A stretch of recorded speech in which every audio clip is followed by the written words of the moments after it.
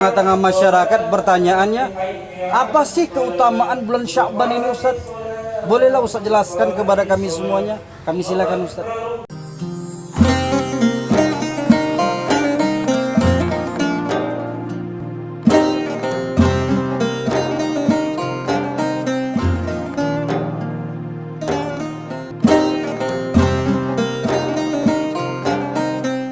Namun di sini Ustadz, banyak juga memang pertanyaan-pertanyaan di kalangan umat Islam khususnya begitu Ustadz, terkait dengan ada terjadi perselisihan gitu Ustadz. Perselisihan pendapat tentang penentuan awal bulan Ramadan, apalagi bulan Syawal Ustadz. Kadang Ustadz, tetangga saya udah masak dia Ustadz, masak lemak dia, masak daging dia Ustadz, lontong. Ternyata Ustadz bukan bulan Syawal. Belum masuk bulan Syawal. Jadi recok lah mak-mak tuh Ustadz. Cabai naik, minyak goreng lagi naik Ustadz. Jadi bagaimana Ustadz penentuan awal bulan Ramadan dan penentuan awal bulan Syawal ini Ustadz? Silakan Ustadz. Memang sering terjadi perbedaan khususnya di negara kita Indonesia.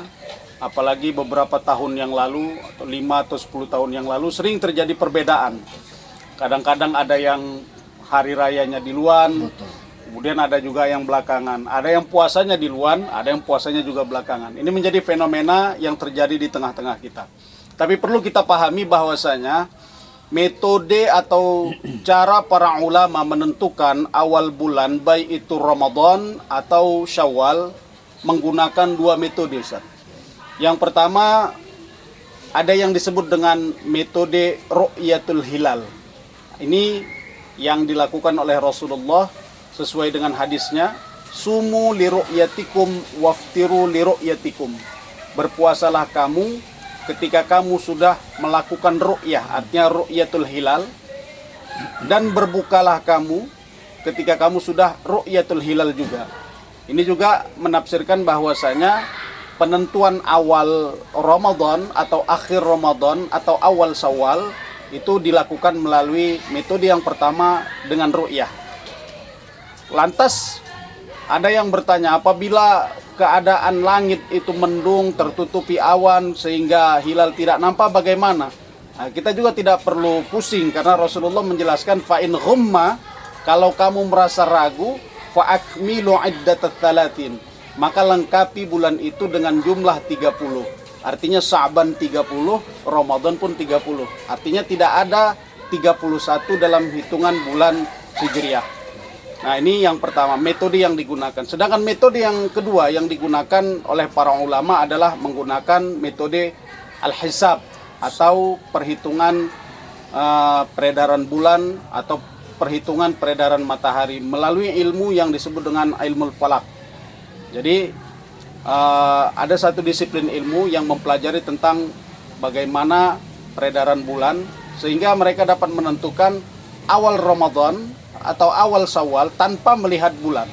Bahkan 50 tahun ke depan atau 10 tahun ke depan sudah bisa diprediksi kapan awal Ramadan dan kapan awal Syawal. Nah, inilah yang menjadi akar permasalahan perbedaan pendapat ulama.